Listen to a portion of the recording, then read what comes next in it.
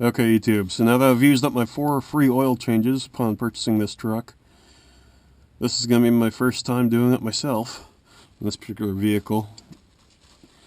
So I thought I'd make a quick little video of me probably swearing at that oil filter, which does not look like it's going to be fun, and chronicle this journey.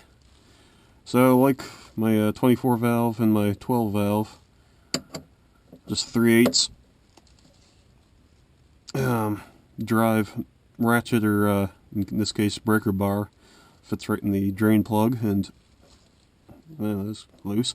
In order to loosen that guy up, and make sure you have a drain pan that's capable of holding 3 gallons.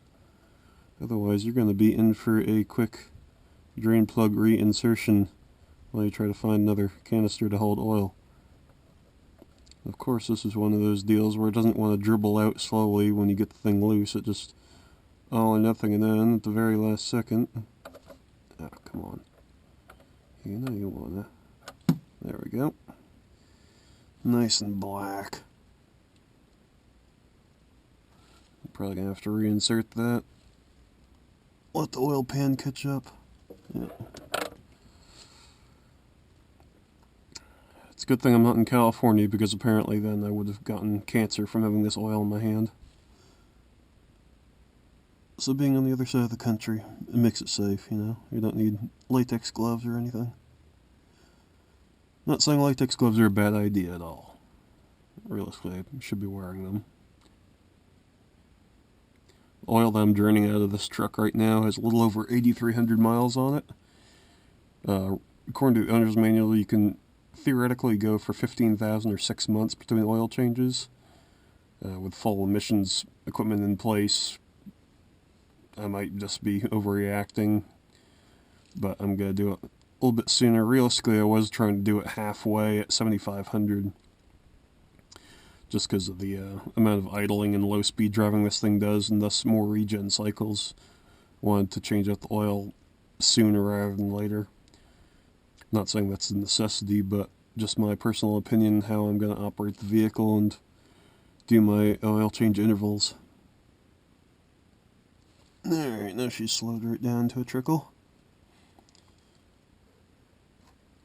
Set the drain plug over there and let her drip dry for, I usually go for roughly 2 hours, just because it seems to be pretty effective at getting all the oil up by the turbo and up at the top of the head and everything down here.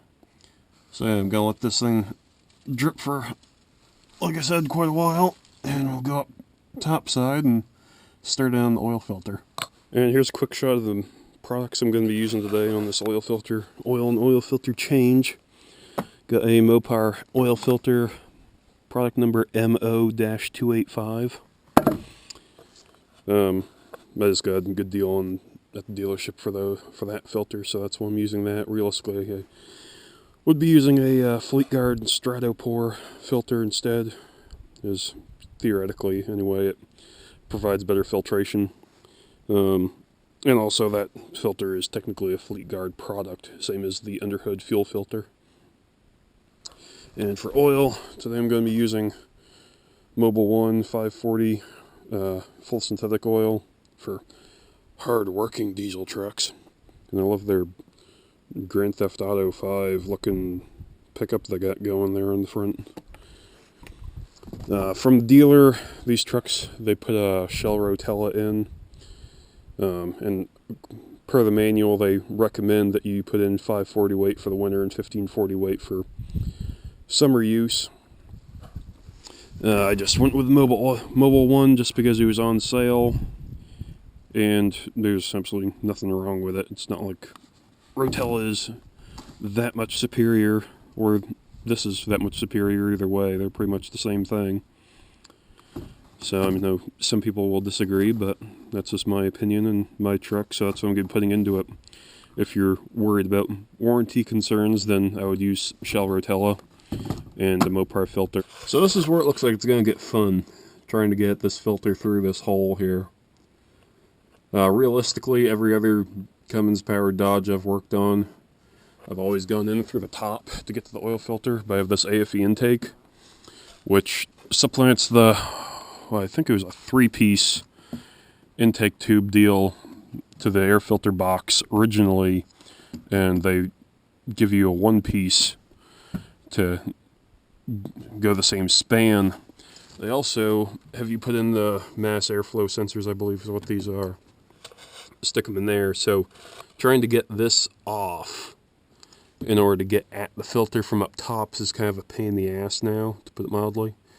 So I'm going to try to be the optimal word to loosen this thing up. And there's probably going to be foul language involved here soon, so FYI. Alright, let's see. Yes, I know I'm an idiot.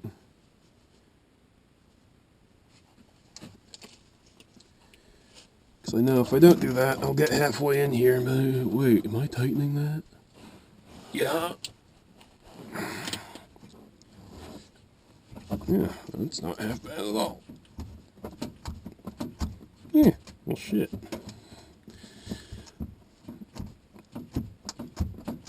Okay. As I lose the damn filter wrench down into Never Never Land. I think what I'm going to try to do is get that thing dropped down so you can feel there's a void under there. Thing drop down and grab it by the top and pull it out. I'm just trying to minimize spillage.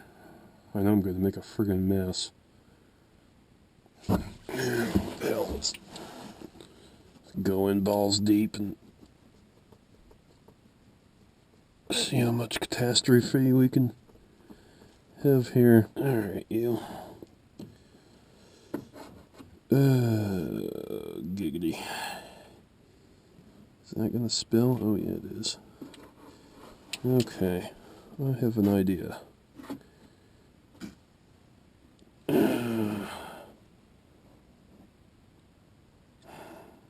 So this is why they use Ziploc bags.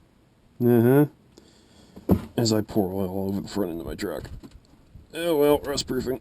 Okay, I'm gonna let that sit right there. Try to get this thing over that. Because like an idiot, I took it off without putting this underneath it first. Okay, let's see how the hell we can get without doing this.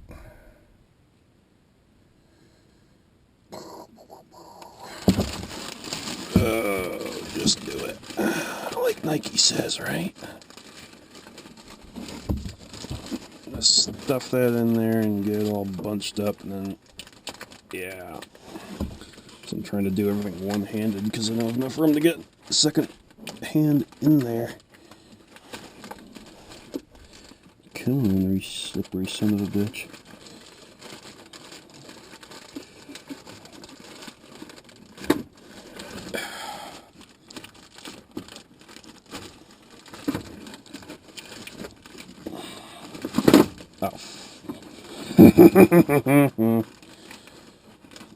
I'm about ready to just pull this thing out and make a mess. And just clean it up afterwards. Shall I do that? Yeah, let's do that. Fuck it. Here we go. Making a mess. 3, 2, 1. If I can even get this son of a bitch out of there. Oh yeah, look at that. That is just glorious. Finger in the threaded portion here. Come to daddy. Well, there we go, commenters. So you can hate on me now in the comments. Leave some bunch of dislikes. Hey, idiot, you just dumped oil over your truck. Yes, I did. But anywho, once I get the new one in there, I'll just shoot this with some simple green and pressure wash it. Once again, good thing I'm not in California. Okay, viewers, so use this as a learning experience from my stupidity. If you're going to be doing this through the fender well, get a Ziploc bag underneath that thing first, well, after you loosen it, of course. Then try to unscrew it by hand with that Ziploc bag over it. That way you can just drop her right in, seal her up, pull the whole thing out. You don't get any of this bullshit. Okay, so I've got about 3/4 of a liter, or a quart rather, into this filter. I've got the saran wrap over the top of it, pre-lubed the O-ring already. So hopefully I'll be able to stuff this thing in there, pull the saran wrap off, not put it on with the saran wrap on, and then the proverbial sense find the hole. So let's give this a shot. I guess I'll go ass end in first here. There really is not a whole lot of room to work with. Can you tell this is my first time at getting it this way? Alright. Get in there, you. Alright. Well. Okay. We're in. Set that down there. Pull that off. Now let's reach up in there. Okay. So straight up from there.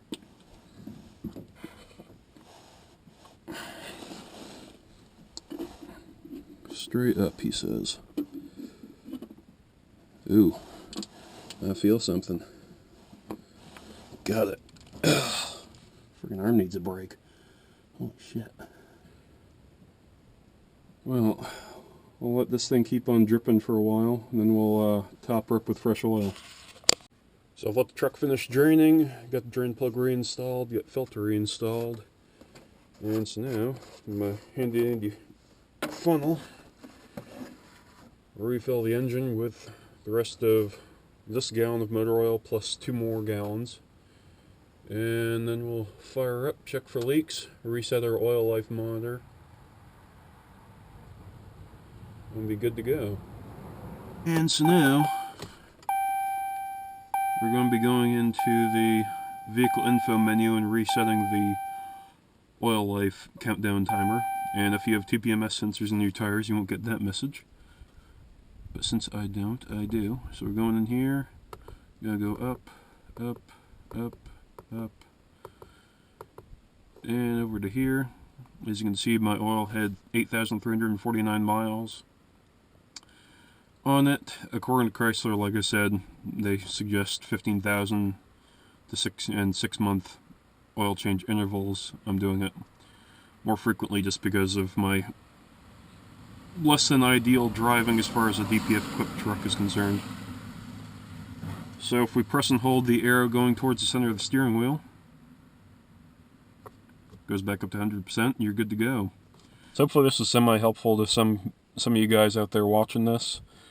Certainly the whole pulling the oil filter off and dumping it down the side of the frame is not the best route, so if you're doing it through the fender well there, to grab the Ziploc bag prior to pulling the filter off would be advisable in my opinion. I'd certainly think that going at it from the top is still the best route, so I'll be taking the extra step of pulling that air intake bit apart and going at it from that way in the future. But that should not be for quite a few thousands of miles later on. So thanks for watching.